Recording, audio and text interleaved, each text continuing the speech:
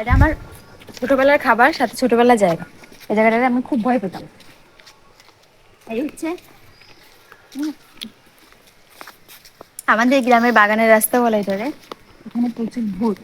আমার ক্যামেরায় ভূত ধরা দিতে পারে। দেখা কি অবস্থা, উপরটা কি দেখা।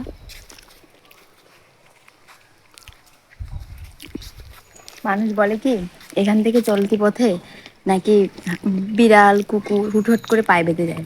আমরা তার ভিতর দিয়ে যাচ্ছি, মজা হবে। অনেক কাহিনী আছে ছোটবেলার এখানে, তাই যাচ্ছিলাম এখান দিয়ে, তাই ভাবলাম একটু ভিডিও করি ছোটবেলার সেই খাবার, সাথে সেই পরিবেশ। আর এই যে এই রাস্তাটা থেকে এসেই ওই যে আমাদের গ্রামের রাস্তা শুরু, এটা গ্রামের ভিতরেই।